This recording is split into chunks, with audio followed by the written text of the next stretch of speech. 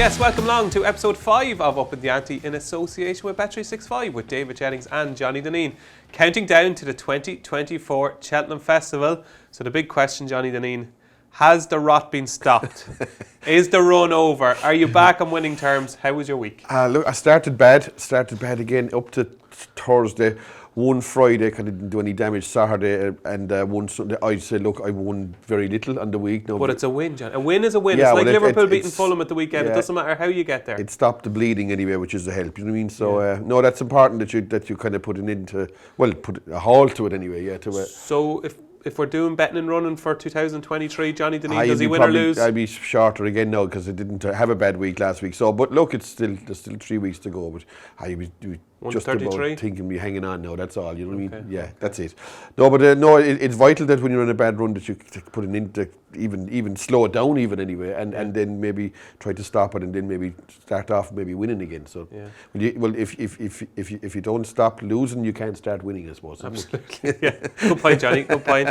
We had our famous Christmas party night for the Ante-Post in Ireland on Sunday night, and we were graced with the presence of Mr. Johnny Dineen, the celebrity himself. He got there. He was a bit late signing autographs and posing for selfies on the way into the KG in Kildare, but you got there in the end. That's right, and you disgraced yourself. I did actually, yeah. Now you might think he disgraced himself by maybe getting drunk or making a show of himself, but no, our Christmas parties are so exciting that we had a quiz. Yes, we had a quiz at our Christmas party. I was quiz master. I made the questions.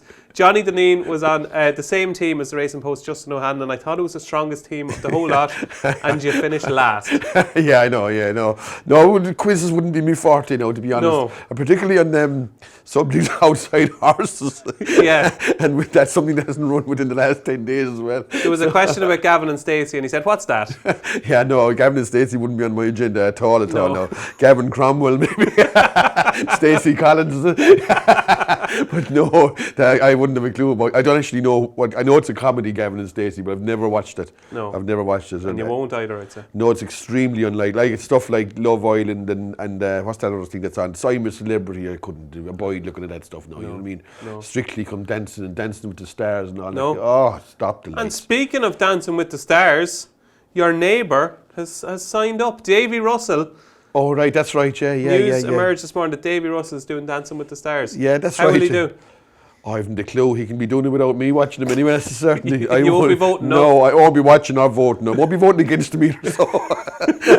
No harm done. No, exactly. No, I wish him the best luck now, but I won't be watching that anyway. Okay. Well, hopefully, Davy, you're watching Upping The Ante, and I think it's time that we get on with the show.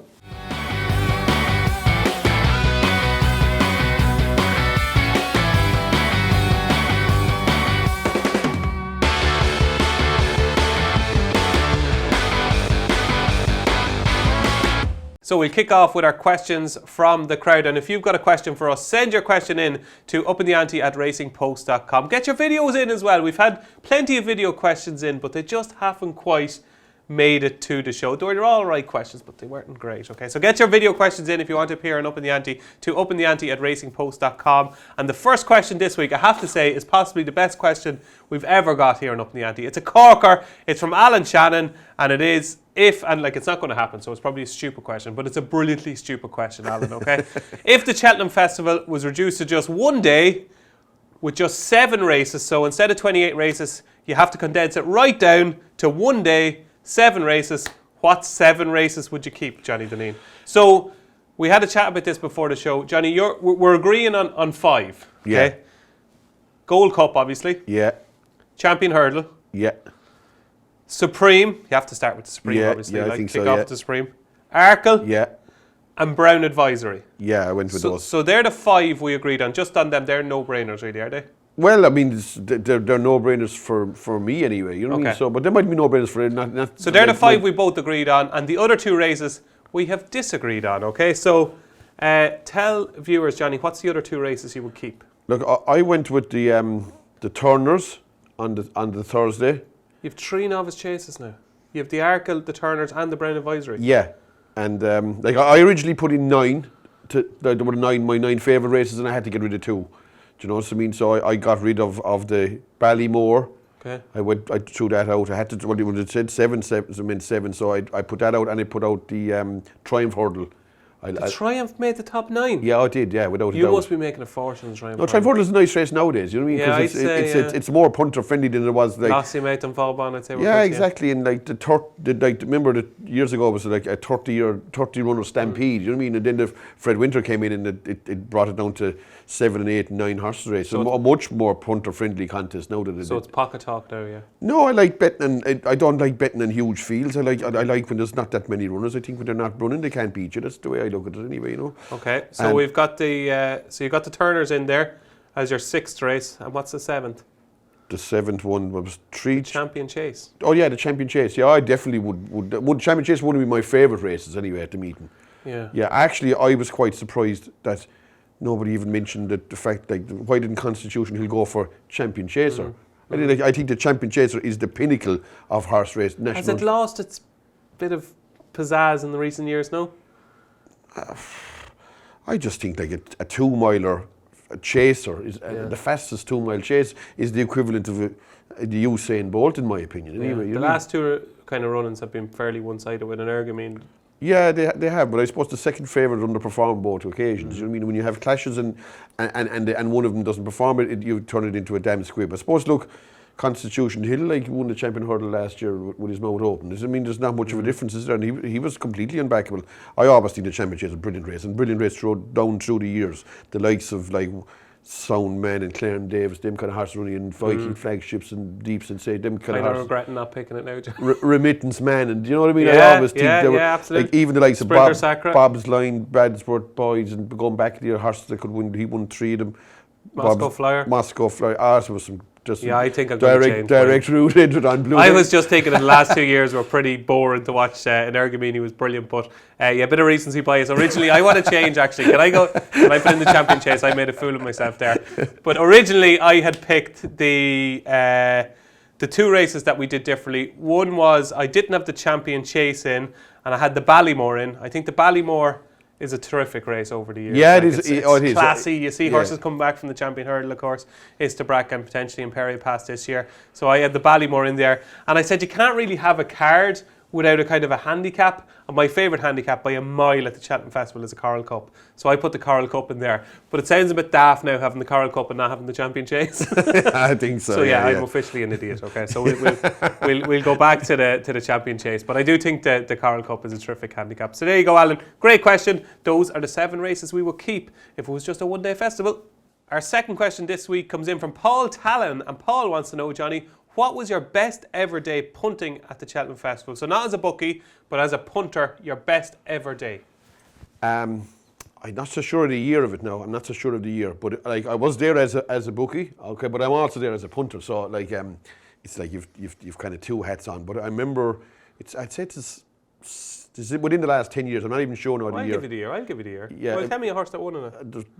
Ivanovich Gorbatov won the Triumph Hurdle. 2016. Is it? Yeah, right. Okay. Kalczak won the Gold Cup. Yeah. So, but I was on Ivanovich Gorbatov Ante-Post at about, I think he was only on him at about 9-2, but he was like 5-1 and 11-2 on the day. Yeah. Even, you know what I mean? Yeah, he was a big drifter. He wasn't just about a drifter, but he whatever he had done, whatever after the point I backed him, he had run poorly in Leopardstown.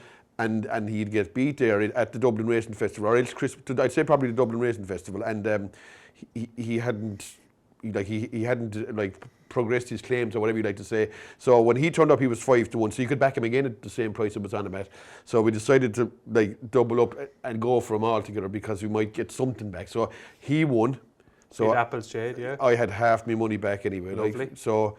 Then we were tipping around and we went to the Gold Cup. We faced Don Cossack at about 5-2 or 9-4. I think it was around that price.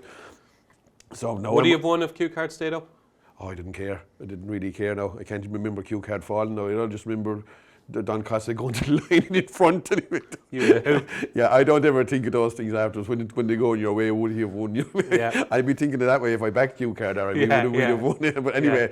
Our condolences to Q Card backers on the day. Our third question this week comes in from Richard O'Shea, and Richard says, where does Tihupu going straight to the festival rank on the what a wasted season scale? So Tihupu won the Hatton's Grace, Gordon Elliott and Brian Atchison adamant afterwards, straight to Cheltenham. I can see the logic, but there are a lot of races on soft ground potentially left behind, is there? No, I can see the logic myself. I mean, I think it's probably the correct move for this particular horse anyway. No, not every horse is the same, but I think the logic is that he's gone to Fairy House. It's had to have had a hard race. So that probably puts the prospect of going to the Long Walk Hurdle just before Christmas. That's a non-runner. There's a 3 mile Grade 1 at Christmas. That's probably a non-runner. So well, then, is it a month away really? Or? It's not a month away though. It's not sure, a month. It's 25, 6, which is not a lot for a 3 miler. I think like horses give themselves hard races like the further out they go and trip, surely, you know what I mean? So I think a 2 miler would get away with running maybe at maybe the Drinmore and that meeting and going to Leopardstown, but maybe not a 3 miler. And I think that you're effectively putting your, like Willie Mullins won't run like the likes of Barry Pass. Yeah, he won't. But I'm just saying he won't even run. Say El Fabiolo probably, who's going to have a saunter in Cork in the Hilly Way. He won't face him at Christmas more than likely because he'll consider it too close. And that's only a 2 mile race, and that's a horse like probably only having a jog around as well. So I'd see the logic of it. You go into January then, like there is no 3 mile race at the Dublin Racing Festival. Galmoy. Galmoy is. Yes, that he won last year. Yeah. The Galmoy is a race where the ground could be so bad you'd want a submarine you'd want down there half the time. He's a submarine though. Yeah, but it's still a race could tear the guts out of it now at the same time. I could definitely see the logic in it. And to be fair, Rob Kerr do run horses quite regularly, and like they do think a bit outside the box insofar as like you wouldn't see many horses going to Charlie Hall Irish horses, would you like? They brought Brave Men's Game. Yeah. You definitely wouldn't see many horses going to the Halden Gold Cup anyway, and they brought a horse there over there this season. I see Irish Point is entered in the new fight fifth at the weekend. Whether he turns up on it, I don't know. So they're not adverse to like putting horses in different races, and more so than other people who don't travel horses at all, which is of course. No, I think like put it this way: these owners, the likes of Brian Atchison and different owners, the top owners, they're not in the game for money. No. Do you know, they're not trying to... So if I owned the horse, I would be saying, God, I'd love to go straight to Cheltenham, but hold on, there's a nice pot there at Christmas. There's the Galmoy. We could pick up 2 races, and look, if he's over the top going to Cheltenham, so be it, but we're winning 2 easy races, we're going to be odds on for them. But I can see the logic completely, because he's the ultimate best fresh horse. And you want to win a Stayers Hurdle with a horse who you have to give him the best chance of winning the race. Yeah, look, I think you see those kind of tactics that you're on about there, you probably see them being employed with the likes of Brave Men's Game, picking up soft 110,000 in the Betfair Chase, and then it backfires, and now you're in trouble. You know what I'm saying? So, look, I think, and on top of that, okay, if he ran last week in the Hatton's Grace, he still has an option to go on Cheltenham.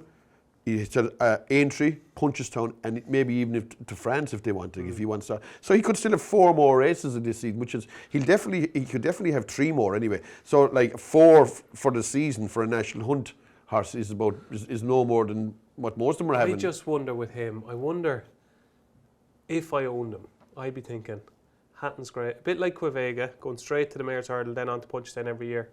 Hatton's Grace, Stayers Hurdle. Hatton's Grace, Stayers Hurdle. He's still a young horse. 2 runs, you could win 3 Stayers Hurdles doing it. But he must win 1 first, you know what I mean? And like, is he good enough to win 1? You know what I'm saying? Yeah. Is he a good price at the minute, by the way? 4 to 1, is it a good price?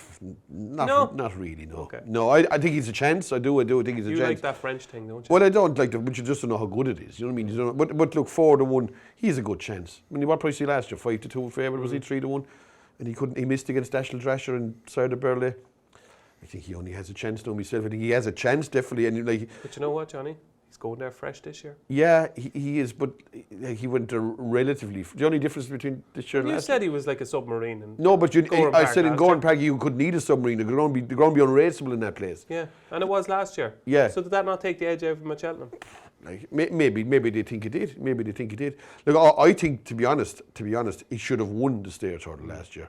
I think most people would admit that. Probably wasn't our dancing pal. No, I'd say it was the one race that he ever left behind. No, he won a lot of races in Cheltenham, so he's entitled to leave 1 behind him. But I think if ever there was 1 left behind, that was it. Okay, there you go. That's Tihupu. It's not really a wasted season, we think, because I think potentially he could win the Stayers Hurdle, and he's going to be going there fresh. And our 4th and final question this week comes in from Maureen Callahan, and she wants both of us to give us 1 horse that is on our radar for a handicap at the Cheltenham Festival. So, Johnny, who are you thinking about for a handicap at this early stage? I know we're only in December, But is there one horse that stands out potentially for a handicap? Yeah, one horse that stands out to me since the start of the season really, and he hasn't done anything like overly positive yet this year, is Panda Boy. I have a feeling that horse has been geared towards a big handicap. I'm guessing it's the Ultimate Chase. He missed there last year, Martin Bresl with Fastest Stone. Martin Bresl has just proved in the race, like the John Durkin, what an excellent operator that is. So look, he ran around in the Daily Star Chasers. Did they still call it that in Punchestown? Yeah. That conflated one. Yeah. Like, it was never at the races. I finished about 4th or 5th in that. Don't think Conflated won it. Manila Indo. Oh, Manila Indo beat Conflated. Yeah, that's it. Yeah, but he was behind Conflated in theory. Yeah, you're not wrong, but you're not right either. Exactly. Yeah, he was behind a few others as well. Yeah, but anyway, he ran in that race like it was his first run, and then I just seen dropped into a 2-mile race against Dino Blue in Naas, and like that smacked of handicap preservation, if ever there was if there was an example of that. I have a feeling he's around 140. So I just give him the extra £5 that they normally stamp, like 145. Like even if they drop 1 or 2, whatever, he's definitely going to be in that race because that kind of rate will get him in. And I have a feeling 3 miles on not really testing surface is roughly what he wanted. I don't think he's an out-and-out like slogger, Grand National kind of type of horse. I think he's a horse with a bit of pace and a bit of class. And I think that horse is definitely being geared up for a handicap, and I'm guessing it's the Ultimate, so that's the one I pick. There you go, Panda Boy in the Ultimate for Johnny Dineen. I'm going to go for another Irish horse, the Big Diane, trained by Peter Fahey, who is rated 137 in England, was second or third actually to Manila Missile. Fine, what was second that day, Johnny? So what did you say? There was a Nichols horse that was second, wasn't there? Who? The Big Diane was third at Cheltenham in November. Oh, that thing, Captain Teague. Yeah. Captain Teague. Do you remember him? I do, unfortunately. You kind of fancied him that day. But he was third in that race, travelled all over them, I thought, most of the way. Whether it's the Coral Cup or the County Hurdle, I'm not too sure. Probably the Coral Cup, because he seems to have, got a new lease of life since he stepped up and tripped. But strong traveller, crying out for a big field and a fast pace. And I think he'd get that in the Coral Cup. So off mark 137, the Big Diane would be my handicap. We're a long way out now, but that would be the one that would be on my radar for a handicap. But the most important one is Johnny Dineen's, and that's Panda Boy in the Ultimate. So folks, it's performance of the week time here on Upping The Ante, where Johnny Dineen counts out his top 3 performances of the last 7 days. And it was a grade 1 weekend, Johnny, 3 grade 1s at Fairy House. Was this a tough selection process this week? No, not really. Some of the grade 1s didn't really float your boat? Not really. They weren't really grade 1 standard, were they? Like, some of them weren't anyway. Look, I went with number 3. Number 3. I didn't even go to Fairs. It was actually from Thurles, Daddy Longlegs. Oh, yeah. I won a maiden hurdle down there. Colours of Joe Donnelly. First time out this country. Had been placed in a maiden in Saint Cloud, I think, in France. Didn't look a bad race. Like the likes of Irish Panther, Clearless, Poulaw, and Farmers Lodge. Is it? They looked like 3. What was third? What was it called? Is it Cleatus Poulaw or something like that? Or else something. You'll see it if you go looking at the form. You'll find them. But anyway, Cleatus Poulaw or something like that. Yeah. Anyway, look, and on top of that, even though he'd no winner's penalty, none of the other 3 had either. So that they were in off level. Sometimes when the horses are getting the £8 allowance, it gives them a better chance. But in this instance, the ones that counted didn't have any. None of the 4 of them were getting that allowance. So they were all off level weights. Like, it's hard to know how good he is, but he won with some swagger at the same time. I know it's only Thurles, and you'd say like Thurles from, but saying Album Photo won down Thurles at the same time, won a maiden hurdle down there, and it's not beyond the bounds of possibility. This is a high class horse, I'd say. Like, there you go. They're saying the maybe better ground might, like, maybe not the depths of a winter horse, but it could be dangerous. Now, it's just, look, he was very, very impressive in my eyes anyway. There you go. Number 3 is Daddy Longlegs. Number 2? Number 2 was Firefox. Oh, I thought that might be number 1. No, I went with 2, Firefox. And if anybody did read Johnny Dineen's column in the Race and Post on Saturday, the headline read, "I will be backing Firefox all season until he loses." And you were proved spot on. How do you mean if anybody read it? Oh, sorry, yeah. Apologies. For all of you who read Johnny Dineen's column, all 3 of you, thanks for joining us. No, very popular column. It's actually one of the most read columns in the Race and Post. Anyway. More people read it than mine. So yeah, number 2. Number 2, I went with Firefox. Look, it was the race I was looking forward to most this weekend. And you got it right. Actually, I got it right, but he won. He was do or die. It was a 50 coin flip. Like, they made 11 to 10 your choice at the finish in there, roughly anyway, evens their choice. Look, he won well. He did everything right. But the other horse didn't do much wrong either, though, to be fair, Ballyburn, you know. And like that jump at the second last, the clean jump from the other one, and the other one kind of knocked it sideways, that like gave Jermaine that bit of leeway that he was never getting back. Look, I wouldn't be writing off Ballyburn. He actually ran well, to be fair. He probably is a better horse than I even You said to me he's gone up in your estimations, Ballyburn. Yeah, I thought he ran a good race, yeah. And I think the betting suggested that he wasn't razor sharp fit. You know what I mean? He wasn't a huge drifter end, but he was easy enough to back. I mean, they both finished up the same price from being like 4-5 and 7-4. That is a bit of a change in the betting at the same time. Look, fellas are saying I just see fellas judging horses by the betting. Especially first time out, people say that the betting doesn't count. I think the betting is massive in races like that. I've seen it all weekend. You've seen it with the likes of even Tihupu and the yes, Pass, absolutely. You've seen it the weekend before with Gallop and Deschamps. When they're easy in the betting first time out, anyway, there's a small little whiff off them anyway. You can't like put this way, the likes of what's he called them, Imperial Pass, like 4-7 to nearly even money. Like. Whereas Stateman the week before 1-3 to 1-6. Yeah. You get two completely contrasting performances. Like one bolts and the other gets beat. That's basically it. So at this time of the year, you have to take notice of the betting, and I'd always factor in the betting movements in judging a race like that. And I'd say Firefox and Ballyburn, there won't be a lot between them now the next time they meet either. Is Firefox a potential Cheltenham Festival winner? Oh, without a doubt, yeah, without a doubt. Maybe at the 2.5 mile trip, though. I'd fancy 2 miles. I still have a feeling that he's a 2.5 mile horse anyway, to be honest. Okay, there you go. Number 2 is Firefox, and Johnny Dineen's performance of the week, and arguably the best weekend's racing so far, is... I went with Corbett's Cross. Did you? I did, yeah, I did. I fancied him. Good to know. I didn't back him though. I didn't know. What did you make of the performance? I just thought it was very, very, very impressive. I think it was a hot race for starters. Yeah. I think there'll be winners, big winners come out of it actually, what's more.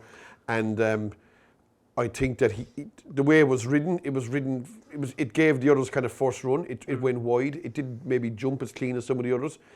But he's a horse with a lot of stamina, but he's a horse that separates himself from other ones, I think. He's a horse with a good turn of foot that these kind of 3 mile, 2.5, 2.6, very few of them have. He's a horse with a good turn of foot, and you could see him like when he cut down that horse in Naas last year. The horse was second in the Drinmore. What's he called again? The horse that was second? Like found the 50. Found the 50. You know, he had the pace to beat him at 2 miles. Yeah. Yet he probably stays 3 miles. Yeah. And I thought it was even though it was a narrow margin win, I'd say he will never be beaten by any of them horses ever again.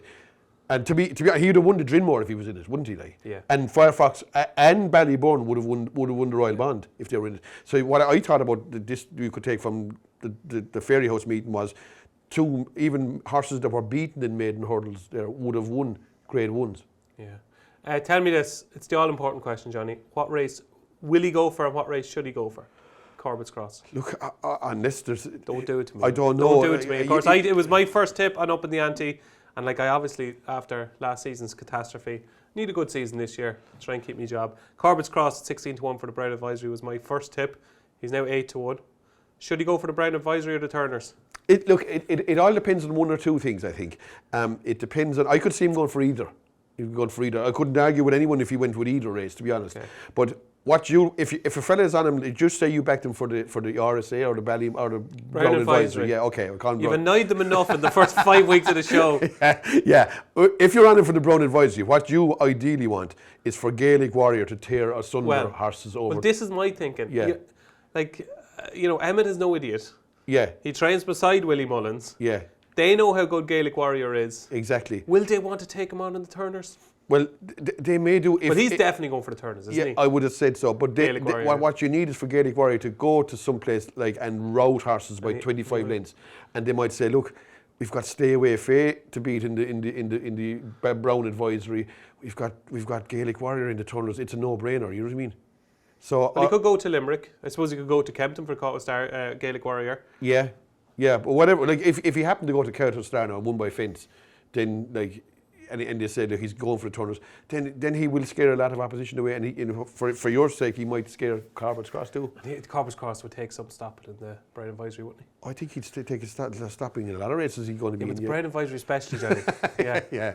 I would be leaning towards the Brown Advisory myself, but I wouldn't put anyone off backing him for either race, to be honest. Okay, we'll start that campaign now. Corbett's Cross to Brown. I'll tell you what I think why he should go to the Brown Advisory. I'm not sure. Is he slick enough for 2.5 miles? He's a safe jumper. Yeah. But he's not lightning quick. I just think he's learning away there as for the time being, right, anyway. Johnny, all right. And I'd say he'd be fine over either trip. But I do think that you want your men to start routing horses at the smaller distance. Okay, but you think wherever he goes, Corbett's Cross, he'd be hard to beat at Cheltenham? Well, I think Gaelic Warrior would be different kettle of fish, but he'd definitely give him a race. But at the moment, he'd be clear favourite in my eyes for the Brown Advisory. Yeah. Brilliant. There you go. Corbett's Cross is Johnny Dineen's performance of the week. So Corbett's Cross was Johnny Dineen's performance of the week, but what was his Eyecatcher of the week? What caught your eye? My Eyecatcher was in Thurles as well. It was in the first race, a novice chase, won by Ante Tom. I thought Home My Lord ran well, really well down there. It was a fairish race. The second favourite was Horse Blanc to Sean Thomas Doyle, the one in Punchestown. And Monbeg Park, yeah. Monbeg Park, yeah, that's right, yeah. Look, the winner won well, but the winner's like a grade 1 winning hurdle horse at the same time. Home My Lord ran well though, and coming just before the home turn there, the old third last, the new second last there, you'd say he could even nearly come and beat him at one stage, but he kind of rubbed that fence. The other one got away from it, and look, he was a very creditable second in my eyes. I look back at his form. He'd fallen in Leopardstown when well back first time out in front of the stands there. Then he went to Navan and won a race easily, maiden hurdle. And I'd say, look, they just fired him into the Ballymore, and like it was a big leap now for a horse with only one run really, and he finished. And Home My Lord was the colossal gamble that day at Leopardstown. Remember, it was last Christmas. That's right. Yeah. Back from like 14s into 5-2 or something. Yeah. The next thing was he ran an Imperial Passes race, ran nowhere, as you'd probably expect. I actually had some tiny bit on him that year. He was around 50-1, and then he went to Fairy House at the end of the season, and I think he pulled up. But they were kind of like afterthought races, in my opinion. Like he started here now in a novice chase. His jumping was exemplary. I thought it was really quick, and he looked a surefire winner of a novice chase. I even could see a race there's a 2 mile, 5.5 furlong novice chase in Leopardstown the third day. Beginner's chase? Yes, beginner's chase. I could see him rocking up in that, and I could see him bolting in there. That would be the race Gentleman's Game won last year, yeah? Was it, yeah? Yeah, there's a 2 mile chase, novice chase, I think, the day before. But this is 2 mile 5 and something. Yeah. And I don't see too many better prospects than him around the country for that at the moment. Yeah, Gentleman's Game beat I Am Maximus in it. Was it, yeah? That's right. That's right. So Home My Lord, you've even found the race for exactly, Eyecatcher. There you go. That's you've done. You've earned your keep this week, Johnny. There you go. Johnny Dineen's Eyecatcher of the week this week is Home My Lord. So of course, what you want to know now is what's happening this week, and we're going to preview 7 races this weekend, Friday, Saturday and Sunday, Johnny Dineen. So short, snappy winners. We want winners, okay? Right. And we're going to kick off with the Winter Novices Hurdle, Grade 2 at Sandown on Friday. What wins? I was going to go with South of the Border, I think. I think he'd be more suited to a slog in the mud, maybe in Sandown than some... Well, Chock-a-Block is in the race as well. That's his stable companion. He's got a 3-pound penalty, and I don't have him down as a real mud lark, you know what I mean? And the horse he beat, the Diane Chief, I think I saw him entered maybe in Market Raisin, so he won't be turned up. Personal Ambition is in the race. He's running in Haydock Wednesday. So this race could cut up. Yeah, Nichols is a horse in it, yeah. Yeah, South of the Border is a horse that looked impressive. Hard to know exactly how good he is, but I'd say he's a fair horse. I'd go with him. Well, the Esher Novices Chase sees the return of Stay Away Faye. Likely winner? Yes, absolutely. Stay Away Faye looks a strong stayer. Giovinco's coming down from the north, but I've looked at his form again. Like he's a big hype horse, all right, and I do think he's a good horse, but like no risk at all. Like okay, he might have beat him in Carlisle, he may or may not have beat him in Carlisle. His form in Perth and that, where Stay Away Faye has like Albert Bartlett form. That is the difference. I'd have to go with Stay Away Faye. He's surely the percentage call there. Okay, there we go. That is 2 races on Friday. Moving on to Saturday, and we have a treat added to Saturday because the Fighting Fifth has been moved from a frozen Newcastle last week down to Sandown on Saturday. We don't know at this stage whether we're going to see Constitution Hill or not. Yeah. It sounded like it was becoming more likely he's, 1 to 3 or 1 to 4 in the Ante-Post market. If we do see him, yeah, he should wins. win. Yeah, of course he should. Yeah, of course he should. Yeah. Okay. If he does turn up, he's unopposable. Yeah. I have to say, right, I came in this morning and I was busy yesterday working different things. I hadn't looked at any markets or anything like that. Okay. I was surprised. Now you're probably going to tell me this is madness, and you weren't surprised. I was surprised at how big of a price Shishkin was. I was very surprised. Like he's 7 to 1 or something, 13 to 2 or 7 to 1. Like I'm just saying, I presumed he would be second favourite. I would fancy him to beat Love Envoy or You Wear It Well, and they're both shorter prices than he is, and he's definitely running. Yeah. I thought it was a bit strange. Would you give Shishkin any chance? None in the wide earthly world. Even if Constitution Hill doesn't run? No, and you could take out a few more of them as well. Oh, Johnny, really? Oh, I wouldn't give him a prayer. I wouldn't. But is he not like a much classier horse than the others? No. Oh, I think he'd have absolutely no chance. 2 miles over hurdles. It's only. He won a Supreme over 2 miles. But he did. But he's a 3 miler all day. No, I know he is. But is he not just a different class to that? But type of horse? he's only coming here for a school anyway, isn't he? Like really, as such. Yeah. You know, like I wouldn't give him prayer now. No, yeah, I'm not saying he'll win, but I was just surprised that I kind of thought he'd be 7 to 2 second favourite. I'd have thought when I was going to, when you were on about him being 7 to 1, I wouldn't have been surprised if he was 25 to 1. To be honest, I wouldn't back him at any price anyway in any race. Shishkin over 2 miles in a hurdle race. Sure, it's like a race course gallop, isn't it? I would have thought. I couldn't see him taking any part in the race anyway, to be honest. So if Constitution Hill doesn't run and they save him for Kempton at Christmas, you give Shishkin 0 chance. I would like to see Irish Point in this race. Yeah. Look, I do fancy it very, very strong, Irish Point. Now, whether he's running here, I don't know. But I couldn't have Shishkin. No, I definitely couldn't have Shishkin. No, not at 2 miles. No, it's a completely different discipline. Okay. I know. It's completely what he doesn't want. Yeah. But God, he's a good horse. Like. Oh, he's a good horse, but I just don't. I think he's coming here for a blowing out cobweb start of this kind of. Could he blow away the cobwebs and still win? No.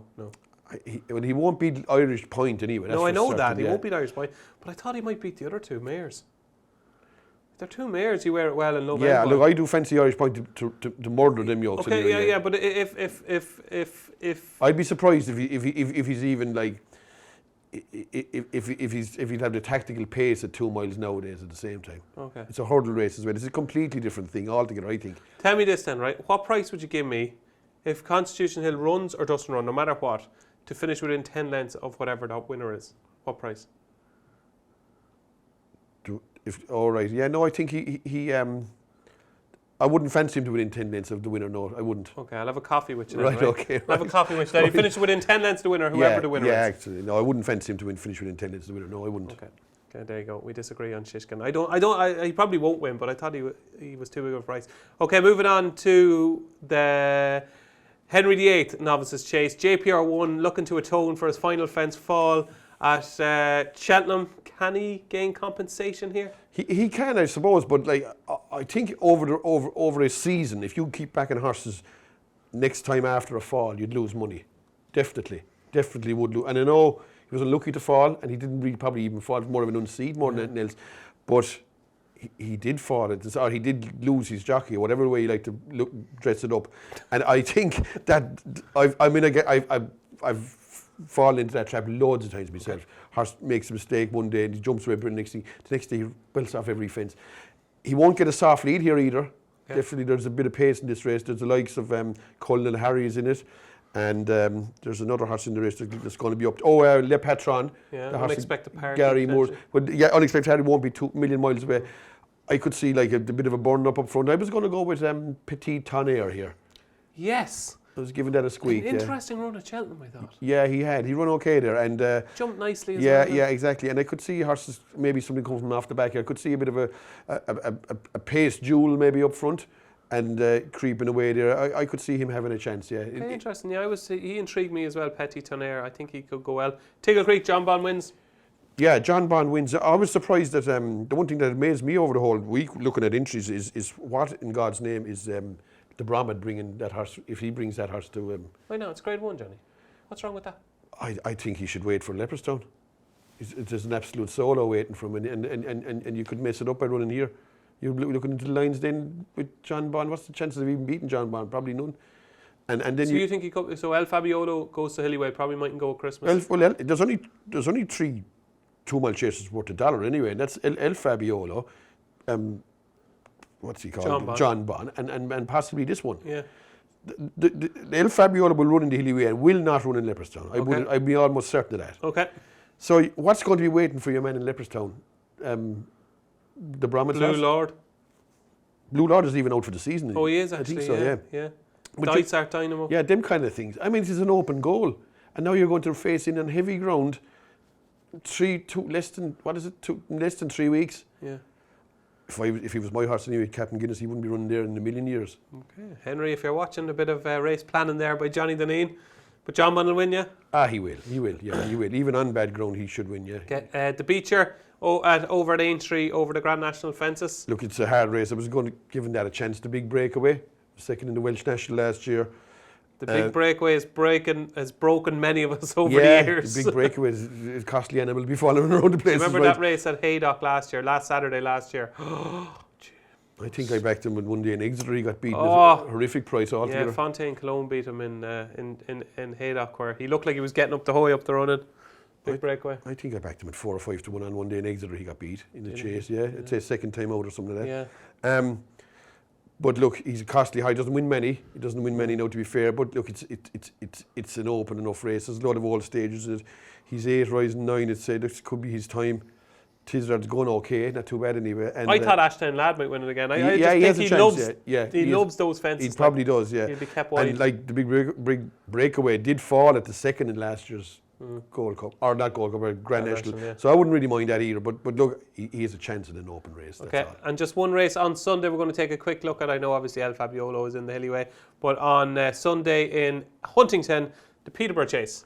Joseph could potentially bring Factor to Dara's and Banbridge. But he surely only bring one, won't he? Like, yeah. You know, I saw if the ground is good, they'll bring Banbridge. If the ground is soft, they might bring Factor to Dara. Janadill is in it as well, isn't he? Well, surely Janadill and Factor to Dara won't run against each other, you'd imagine. An Irish horse will win that race, definitely, whichever one it is. One of those 3? Yeah, I'd be less hopeful of Factor to Dara. One of the other 2 will definitely win it, yeah. Okay. But there is nothing in the race from the English side of things. Factor to Dara should probably beat, but I'd rather be betting one of the other 2 now, to be honest. Okay, there you go. That's the Peterborough Chase on Sunday. Look out for the Irish entries at declaration time. And Johnny Dineen, that is what's happening this week. So, folks, it's midweek treat time here on Upping The Ante, and Johnny served us up a feast last week, Johnny Dineen. Week 4, we got off the mark with our new segment of the show, Reddy's Island. Heavily backed. Yeah, it was. You must have got stuck in because there was 3s available. Went off 6-4, but Reddy's Island never looked like winning and then won. Yeah, that's right. He looked in trouble before the home turn and got up the inside. Kennedy riding at his best. Unbelievable. Yeah, he's riding really, really good. So you're going to go in a row now. I can feel it. This is the first of 10 in a row. Oh, maybe so. Yeah. But we had to get 1 to get 10. Yeah, you do. Yeah. So it's like when you're keepy uppies. You know, when you're trying to keep the ball up. Anything you can do. We've got the first one. Okay. Yeah, that's so we've got Reddy's Island up. We're going for 2 in a row. What is this week's midweek treat, Johnny? I'm going to go with that horse I just mentioned earlier on the show, the Dineen Chief. Yes. He was entered in that race in Sandown on Friday, but I see he's taken an easier option, Market Raising, on Thursday in the 105. It's just a novice hurdle, just past. Wednesday, I think, is it? No, Thursday. Oh, Thursday, yeah, okay. Thursday, yeah. 2.5 miles and a bit with it. He's got a horse of skeletons to be take no chances, won in Huntingdon, but I think Dineen Chief should have won in Ludlow, to be honest, and he got just missed.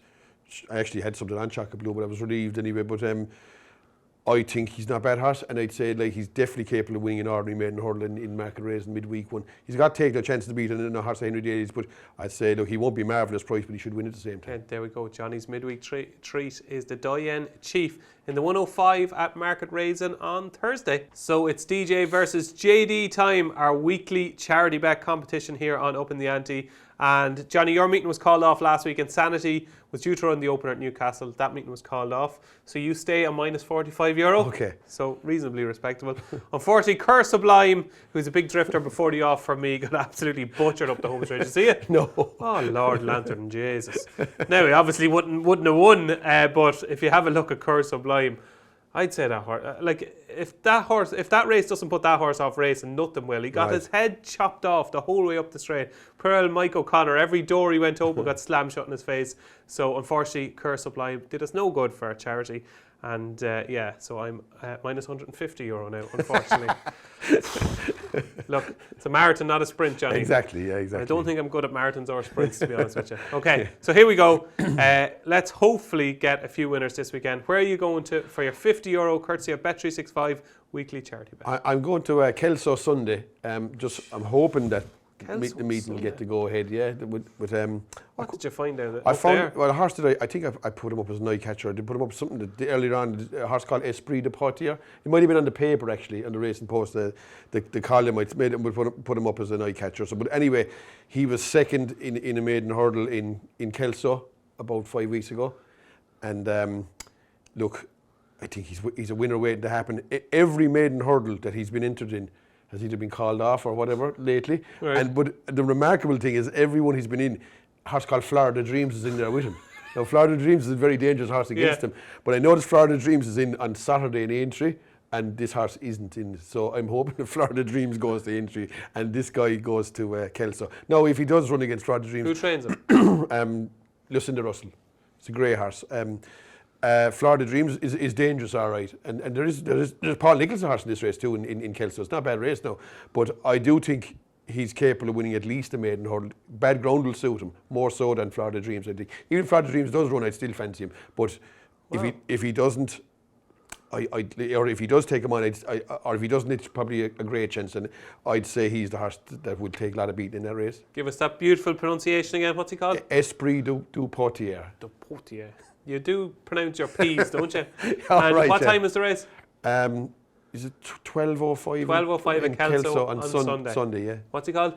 Esprit de Poitiers. There we go. Esprit de Poitiers is... I don't think you pronounce the last letter in France, do you? I'm not sure. No, I wasn't brilliant at French now myself. Yeah. Fairly average at that. I'm going to Sandown on Saturday. I'm hoping all this rain that is forecast arrives at Sandown, because the horse that I like wants a bog, and it's Punta de l'Est for Darren Yates, who I hope has a good weekend because he's got Ashtown Lad in the Beecher. I think Punta de l'Est is a seriously well handicapped horse when he gets a bog. He wants really soft ground. I thought it was a real eye-catching run at Wetherby behind Harbour Lake. Just was kept wide that day, seemed to kind of blow up early in the home straight and then stayed on again. He's just crying out for deep ground. He was entered last weekend and didn't run because the ground was too quick at Newbury. I think he's going to get his ground on Saturday. He's rated 121. He's definitely a better horse on softer ground than 121, and hopefully that rain keeps coming and we will see Punta de l'Est in the 225 at Sandown on Saturday, because I think 8-1 is a terrific price, because I think there could be a plunge. If the rain plunges down, there could be a plunge on Punta de l'Est, and so my 50 quid goes on him at 8-1 in the 225 at Sandown on Saturday, and that is JD versus DJ, and hopefully, Johnny, we can get a winner this week to make the score here look a little bit respectable. So, ladies and gentlemen, it is time for the festival teams. And as you know, we've been doing things a bit differently this season. We don't have to tip a horse every week, but this week, myself and Johnny have both found horses to add to our festival teams, and they are both huge prices. We've got a 50-1 shot and a 33-1 shot for you, ladies and gentlemen. So this is a big week, Johnny. This is the one that could make or break us. Right. This could see us go to Hollywood this week. So good, okay? Yeah. So here we go. 50-1 and 33-1. And it wasn't a bad week for the festival teams, because Corbett's Cross tipped up at 16-1 is now 8-1 for the Brown Advisory. So it's okay. Okay, so Johnny, you can go first. You're the celebrity here on Upping The Ante. You're the main man. You're the professional punter. You've made a success out of this in your career. So the floor is yours. Look, what have you got for us this week? I thought that the opening race, Corbett's Cross's race, was sure to throw up winners anyway. Absolutely sure to throw up winners. And it's going to throw them up at long distances, in my opinion, bar the winner. I do think the likes of Three Card Bragg, even Monty Starr and Nick Rocket are going to have big says in long distance chases at some stage, you know. So I was looking at Three Card Bragg originally, but I just wonder, is he totally ground dependent? Does he really need Irish heavy ground to be at his best, no matter what the trip is, you know, that kind of way? Because he didn't really run great last year, and the ground was soft, officially soft, in the Albert Bartlett, and he still didn't seem to be able to function properly in it. And then I was looking at his odds, and then I was saying to myself, he's half the price of Nick Rocket, who got no run, absolutely no run in that race up the inside. Paul Town continuously denied getting through, and possibly would have finished in front of Three Card Bragg with a clear run. I was looking at him, and then I was reading an article where Patrick Mullins said that he was one of the horses that he would be thinking that they could be going for the 4 mile to the 3 mile national hunt chase. So I was saying to myself, if he gets to ride that in the national hunt chase, you could be looking at like 3 to 1 or something like that when the time comes. And he's the one I'm going to come down. I thought 33 to 1 was massive now, absolutely. I think he's only run 6 times in his life, and that's including the point to point. So that's 5 times his rate of improvement last year from winning a bumper in Thurles, you'd say he was an ordinary horse, to finish up winning Grade 2 in Fairyhouse. Yeah. There was a fairly staggering improvement at the same time. So I think like that's huge. I would have thought 33 like was about at least twice the price he should be. Wow. Yeah, I think that's way too big. And I look, I'll put it this way: I will be amazed if the winner of the national of a horse that runs at least really well in national hunt chase doesn't come from that race on Saturday anyway. And at the odds, he's double the price 3-car brag. I think he was no brainer. I'm going to go with him. Okay, so Nick Rocket at 33 to 1 for the national hunt chase. I've tipped Fact to File for this race. Okay, who's a better horse, Nick Rocket or Fact to File for this race? Probably Fact to File, but that was a part of the article that I read where Patrick said that Fact to File would be a good horse for the national chase, but they probably won't go out that far out and trip with him. Of course they will. Of course, should have Corbett's Cross for the Brown Advisory. They've Corbett's Cross for the Brown Advisory. They've in the pocket for either the Arkle or the Turners. They have Corbett's Cross for the Brown Advisory, and they've got Fact to File for the national chase. They've got it sewn up, Johnny. Well, they could run 2 in a few of them races, and they could also run Corbett's Cross in the Turners too. No, stop. So no, I think reading like they said, Frank Berry said he was thinking about bringing it back to 2 miles like after the last race. So that would be a bit worrying if you're on. Frank, if you're watching, you're going up, not down. Okay, with Fact to File up. Yeah, it would be a bit worrying if you're on for the 4 mile chase. Yeah, it would be when he's going back to 2 miles. He'll stay all day.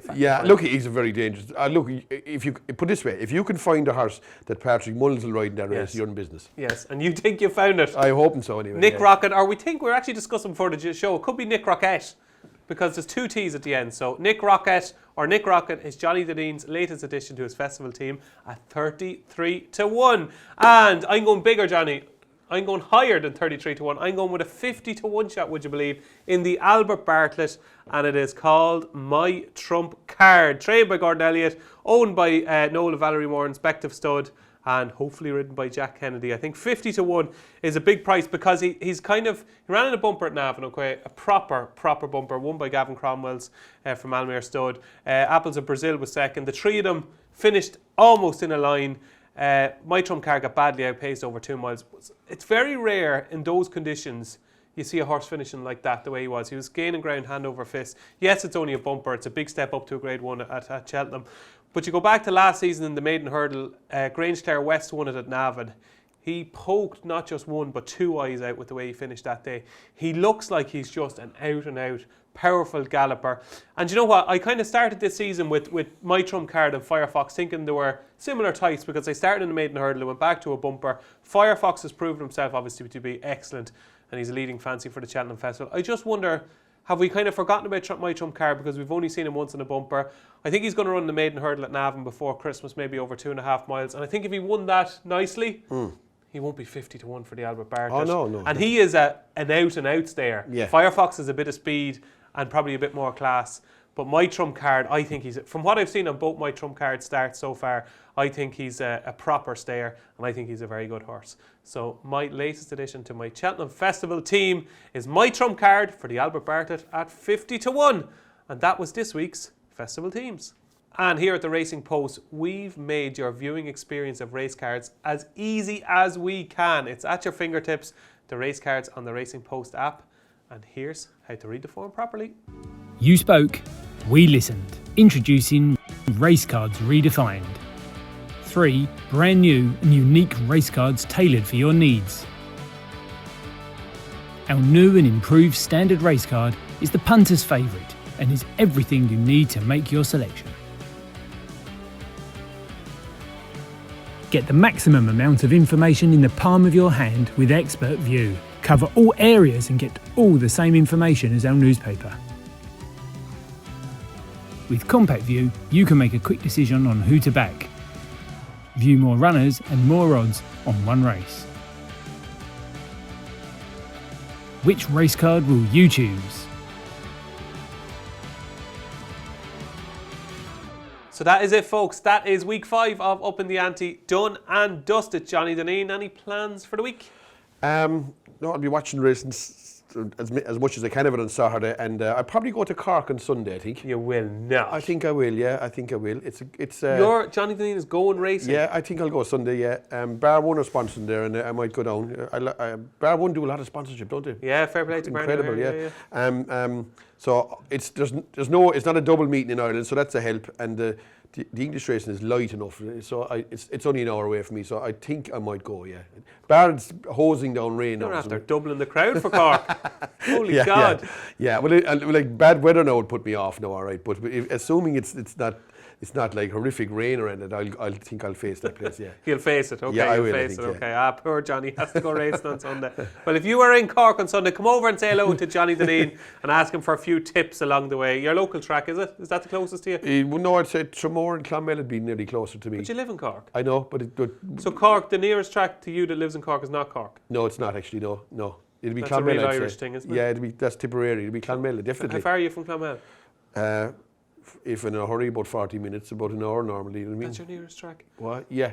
Wow, I have about 6 within 45 minutes of me. No, we don't have that luxury. Okay, there you go. But Johnny has the luxury of going racing at Cork on Sunday. But as I said, that's it for week 5. We hope you enjoyed this week's episode of Upping The Ante. We will be back, same time, same place, 6 o'clock next Tuesday night for episode 6 of Upping The Ante. But until then, I've been David Jennings, he's been Johnny Dineen, and thanks for watching Upping The Ante.